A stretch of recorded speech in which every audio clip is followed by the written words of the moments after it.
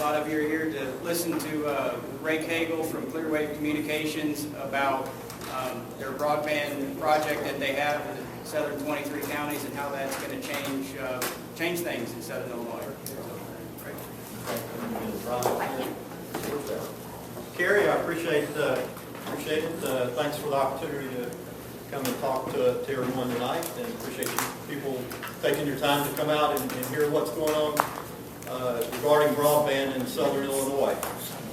My name is Ray Cagle. I'm Chief Operating Officer for Clearwave Communications. Let's see what we've got. Kind of what we'll go through, kind of give you a little background on who we are, our project's highlights, some of the partnerships we have, the benefits that the area should see from having this project built, fiber project. We'll give you an update on the progress that we're at. And we've also been giving an example of a case study from, I believe it's West Virginia, that some of the things that's happened there is economic development-wise with projects similar to what we've got. And we could give you several of these, and that's really what excites us the most is what can happen after we get this project built from an economic development standpoint. So we just kind of wanted to give you a little bit of an idea of what one area has done, and we'll certainly leave some time for question and answers at the end. Cagle Clark is driving this program. I'm just the one speaking the words, so she'll take us along. The packet that you've got there has actually will probably have a little bit more information that's going to be on these slides, but that's for you to keep, in a map that shows the highlights of our project and some contact information up there. We're a facilities-based CLEC. We're based out of Harrisburg, Illinois, but we also have a presence here in Marion. I probably work out of our location here more than in Harrisburg here lately, and live here in Marion. Final way mayor. So if you'll go to the next one, we've been in. You can go ahead. We've been in business since 1996. We're a competitive local exchange carrier. You might hear us referred to as a CLEC. So we compete with the local phone company as far as voice and data service, and have been doing that since 2002. In 2003, we had built out 3 co-locations in Harrisburg, Marion, and Carbondale, and really started serving the area, especially from a broadband standpoint, but also a lot of voice. By 2009, we'd expanded into 21 co-locations, and really all that is, it's a central office that the phone company has. So this really means we went from 3 towns that we were servicing to 21.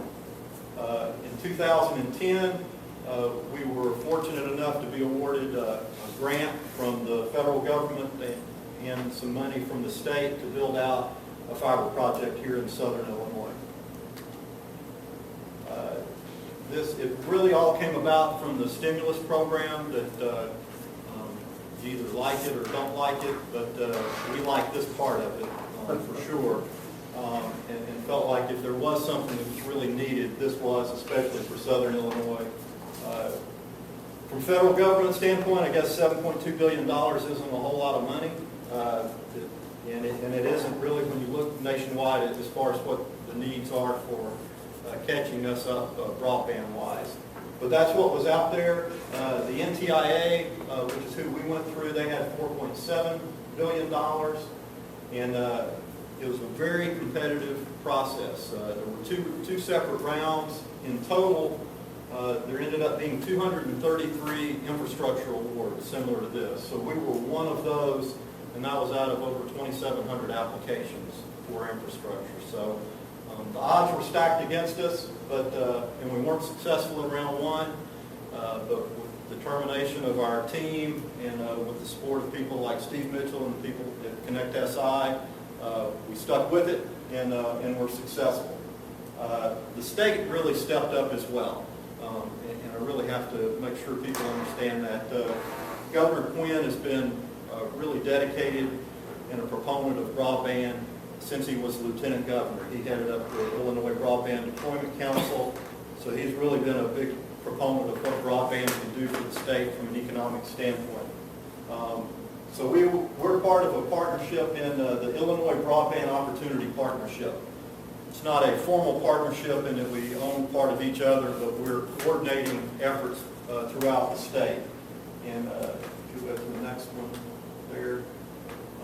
And through DCEO, they also supported the people that were applying for the grants. They would supply some matching money if you were successful. So given the size of ours, they matched the federal grant with $11 million. So along with the private investment that we had, our total project that's going to be spent and built out here in Southern Illinois is $45 million. It goes awfully fast. Again, that sounds like a lot of money, but it does go awfully fast. We'll be building about 740 miles of fiber. 665 of that's going to be backbone, which is really just sort of, and there's a map in there that you'll see. It really just kind of gets us from town to town to interconnect points within those towns. And aside from that, there's 75 miles of lateral fiber that will go to the 232 anchor institutions that we identified in our application process. So those are going to be like schools, hospitals, libraries in your area. And it is going to be an open network, which means that other third-party last-mile providers, whether they're, it could be a wireless provider, it could be any of the phone companies, could be anybody. We're getting calls from people that would never talk to us before, that are interested in taking advantage of this project. So, and again, here's what the map looks like. And again, probably the thing that we're excited about, one of the things we're excited about the most is the impact we can have on these anchor institutions. It's a good news, bad news. The good news is for these 232 anchor institutions, this is a real nice win for them.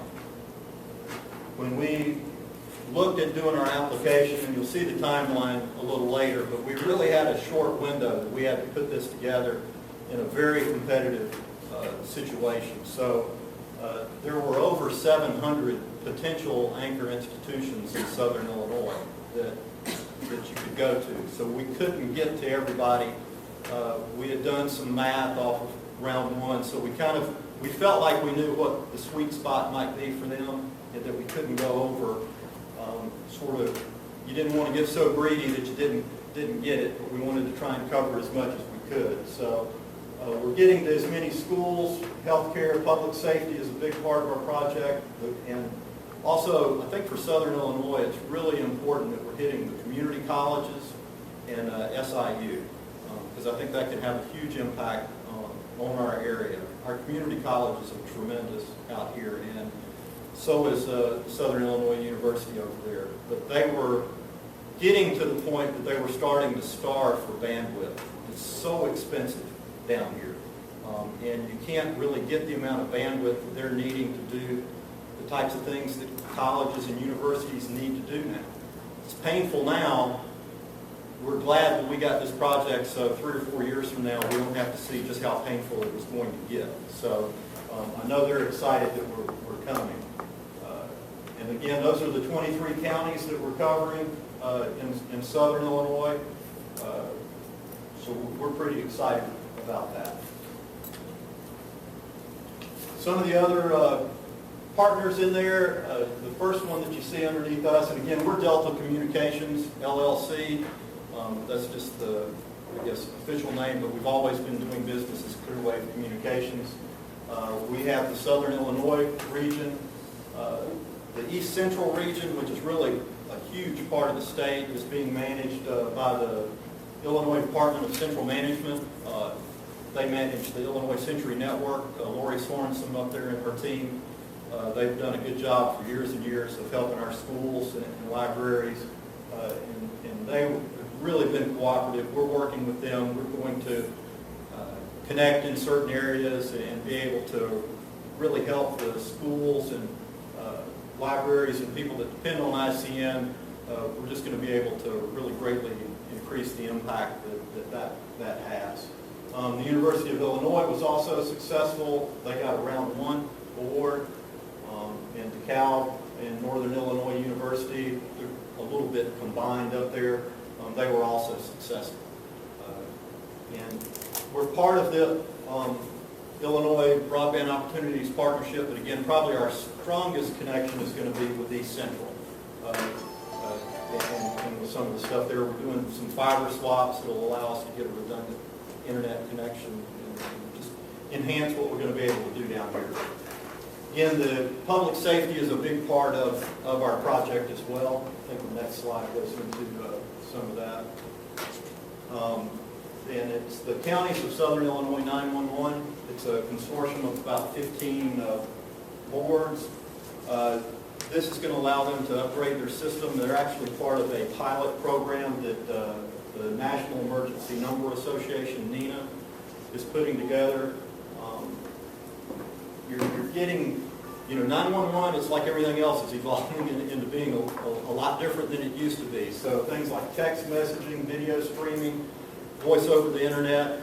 And again, it's a big challenge in rural areas to man 911 like you would want to. And for them to really be able to give coverage like they need to be able to share information, because there might be a time that you may not get an answer here, you may get an answer somewhere, from another town. You can't staff it so much in some of these smaller towns. They need the ability to see the same thing that they would see if they actually were in that town. This project and some of the things that they're doing through the NENA project is going to allow all that to be able to happen. Another thing that really we were kind of excited about during the application process, I don't know if y'all remember, and I'm terrible with time, so it was a year or so ago that there was a fiber cut in Carterville, and it's like 911 went down all sorts of places that you would think, well, that's not near Carterville. Why is that a problem? Well, it was just one cut that happened, and it took out all sorts of emergency services. That won't happen with this project. Again, if you look on the map, there's lots of things that we call rings. So if there's a cut in one place, it can still go. Fiber is so fast, you'll still be able to go around.